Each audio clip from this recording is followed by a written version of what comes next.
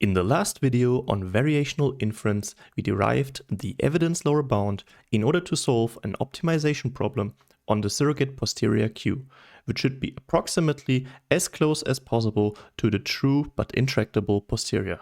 But then I said something like, we have the joint. What does that mean?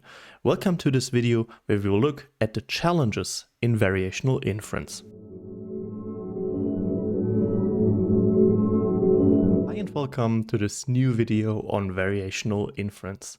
The agenda is that I first want to introduce you to the example we're going to look at with its directed graphical model, and then we will want to answer the question what we have, what we do not have, and what we want, which also brings up the challenges in variational inference. And towards the end, we will look at a quick visualization. Okay, let's start with the example, and I want to introduce you to the so-called Exponential-Normal Model, which is just a simple one that we can look at here. And essentially, this will be a model that consists of one observed variable and another latent variable set. And of course, our observed variable is called x. And here we will look at this super simple example where set is a real valued number, but just positive values, and x is a fully real valued number, and both are one-dimensional. So we make it super simple. And here we want to distribute them according to an exponential and a normal distribution. So set shall be distributed according to an exponential distribution. And this exponential distribution has one parameter, and this is lambda. And I just want to set this lambda to 1 to make it as simple as possible. And then the interaction from set to x is that set will define the mu position of our normal distribution. So x is going to be distributed according to a normal distribution over x, with mu being the set value and sigma is going to be 1 for simplicity. So this means our model has two more deterministic hyperparameters entering it. So we have a lambda equals 1 entering the set node and a sigma equals 1 entering the x node. Now let us use this directed graphical model to first assess what do we know. So what do we know? And by know, I mean what can we write down, which can we evaluate? And of course, first we know the prior on set, or just a prior. And this is of course the probability of set alone. And since set is a root node, that's sufficient. And set is going to be distributed according to this exponential. So this one is an exponential on set with lambda being 1. And in order to emphasize that we know that, let's just write down the exponential distribution. And this one is exponential of minus set. So since we set the parameter lambda to 1, if set is greater or equal to 0 and 0 else. And that of course matches that we only want to use set from the positive real valued numbers. We could also express this in saying this is exponential of minus set multiplied with the indicator function that set is greater or equal 0. So this one here is the indicator function. So indicator function. So in other words, if a set value is smaller than 0, its probability will always be 0, and it's going to be non-zero only if it's greater or equal to 0. By the fact that we know that means I can give you a set value, so for instance 1.3, and you can give me the probability of it. So just plug it in, exponential of minus 1.3 and whatever value your calculator spits out. And of course, if I give you a negative value, you will give me 0. So what is the next point we know? So the second point is the likelihood. So the likelihood, and this likelihood is of course the probability of our observed variable given the latent one.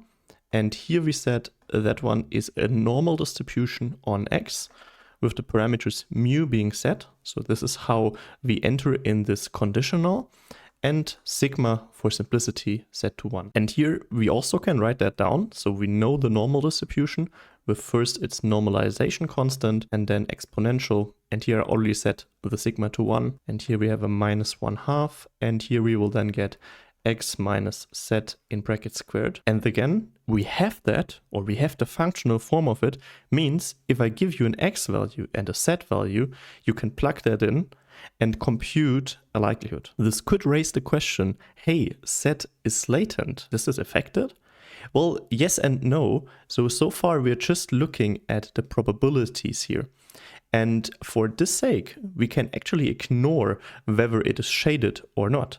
So because if I can just give you value, I mean, even if it is latent, I can still propose something to you, you could compute the probability. And that's the crucial part, whether you can compute something. You will also see in a second where we can't do that. And this probably then also explains why it is necessary that we are able to do that. So if we have the prior and if we have the likelihood, then we also have the joint. And the joint distribution is the probability of x and z.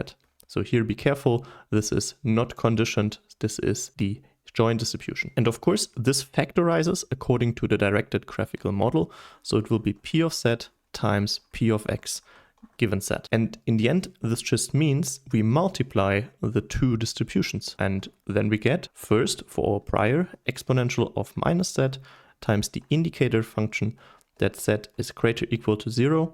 And then we have our likelihood. So let's just plug that in to pi exponential of minus 1/2 and then x minus z in brackets squared. And again, we have the joint because I can propose an x and a z value to you, and then you can plug it in and give me the probability value. So what is it that we don't know? What we don't know, or we don't have access to, or maybe not too easily. And by this I mean in real world cases. And the first thing we don't know is the marginal. In that particular case, the marginal p of x can be evaluated. So this is just a general probabilistic result by taking our joint distribution, so p of x and z, and then integrating out or marginalizing out the latent variable z by integrating over it. And here in our 1D case, so this is the general result. And here in our case, this means we have to solve the integral from 0 to infinity over the exponential of minus z. And we can leave out the indicator here because we are already just using this interval, and then multiply it with the likelihood, 1 over the square root of 2 pi times exponential of minus 1/2 of x minus z in brackets squared dz. And the reason I'm writing this down here is because that is an intractable integral. So intractable, what does that mean? So this means you can't find the antiderivative. I mean, you can try. And for some simple application, there might be a closed form antiderivative, but for most real valued application, and in particular when you then also think of higher dimensional sets, so z being 100 dimensional and x being 1,000,000 dimensional, maybe, this is of course impossible. And so we will never have access to the full marginal. I mean, we can approximate it, but here, for the sake of argument, we can't find it in closed form. And that's of course problematic, because if we don't have the marginal, we can't express the true posterior. So 2 will be the posterior, and the posterior is p of z given x. So this is kind of the reverse, and the posterior, according to Bayes' rule, is the joint, so p of x and z, divided by the marginal. And since we don't have the marginal, we also don't have the posterior. But we want the posterior, but we want the posterior. So why do we want it? So maybe this question arises. So first let me put a sad smiley here because we can't have it, but we want it. It is unfortunate.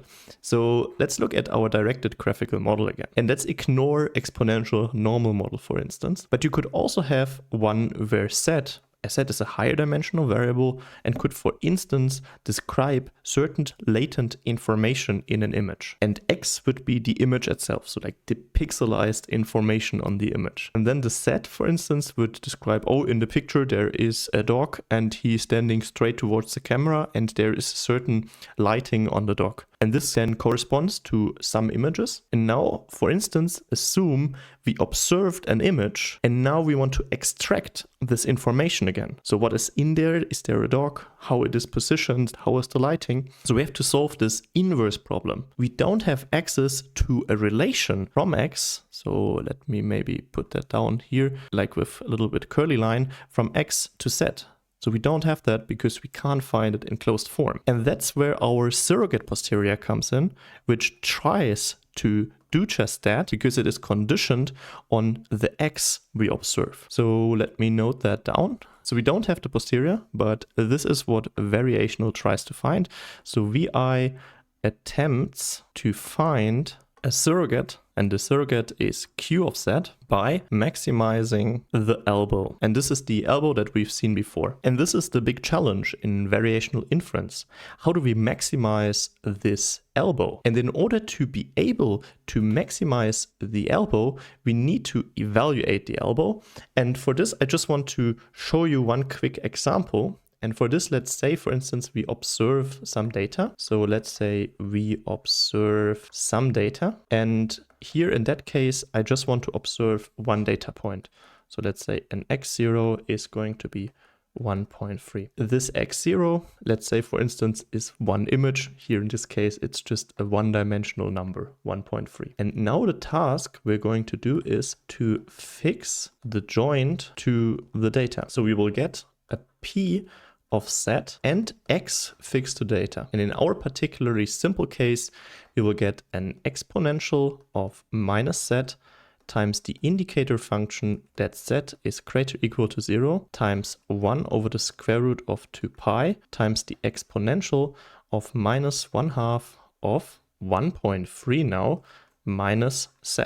Of course, this has to be squared. And the cool thing about this joint is that we can now evaluate it for any z values we wish. So we can say we can query this joint, or we can query this for any arbitrary, maybe some limitations for special distributions, but let's take it for arbitrary z values. And we can query it so we can evaluate the probability, although the z is latent. I mean, we don't know it. In the end, we want to find a surrogate posterior, which defines a distribution over z, but we can still evaluate the joint. So we can still evaluate the probability of certain sets. So for instance, let's say you have an image of a dog in a certain lighting situation, and now you want to evaluate the probability of the dog in a certain lighting situation with the later information. It's a cat in a totally different lighting situation. Then the probability would be rather low. Whereas if you want to vary the probability for the dog in a certain lighting situation observed as the image data,